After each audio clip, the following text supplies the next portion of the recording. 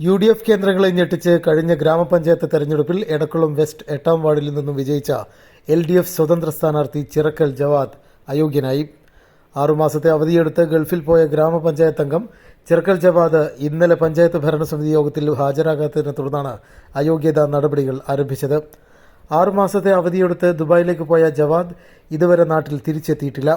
1-ാം തീയതിയോടെ 6 മാസത്തെ അവധിയുടെ കാലാവധി അവസാനിച്ചിരുന്നു. എന്നാൽ ഇന്നത്തെ യോഗത്തിൽ ജവാദ് എത്തുമെന്ന പ്രതീക്ഷയിലായിരുന്നു ഭരണസമിതിയും ഇടത് കേന്ദ്രങ്ങളും. ഈ യോഗത്തിലേക്കും വാർഡ് മെമ്പർ എത്താതായതോടെ ഗ്രാമപഞ്ചായത്ത് പ്രസിഡന്റ് കൊട്ടാരത്ത് സുഹറാബിയുടെ അധ്യക്ഷതയിൽ ചേർന്ന ഭരണസമിതി യോഗം അയോഗ്യ നടപടികൾ സ്വീകരിക്കുന്നതിന് സംസ്ഥാന തെരഞ്ഞെടുപ്പ് കമ്മീഷനോട് ശുപാർശ ചെയ്തു.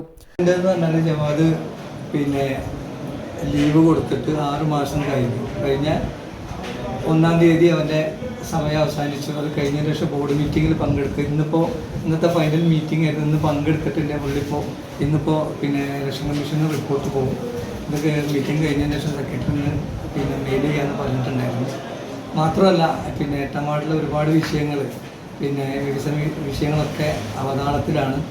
അത് നമുക്ക് നേരിട്ട് അറിയാം. നമ്മളവിടെ ഒരു പ്രസിഡന്റിൻ്റെ മേൽനോട്ടത്തിലാണ് ഇപ്പോൾ വാർഡ് പോകുന്നത്. അപ്പോൾ ബാക്കി കാര്യങ്ങളൊക്കെ ചെയ്യാൻ വേണ്ടിയിട്ട് ഞങ്ങൾക്ക് തന്നെ ഒരുപാട് വിഷയങ്ങളെടുത്ത് വരുന്നുണ്ട്. അപ്പോൾ ഇന്നത്തോടുകൂടി പുള്ളിയുടെ ഇത് കഴിഞ്ഞു, കാലാവധി കഴിഞ്ഞു. അയോഗ്യനായി പ്രഖ്യാപിക്കുന്നതോടെ ജവാദ് പുറത്താകും. പിന്നീട് 5 വർഷത്തേക്ക് തെരഞ്ഞെടുപ്പിൽ മത്സരിക്കാൻ കഴിയില്ല. ഗൾഫിൽ ജോലി നേടിയ ജവാദ് ഗ്രാമപഞ്ചായത്ത് അംഗത്വം രാജിവെക്കാനും തയ്യാറായില്ല.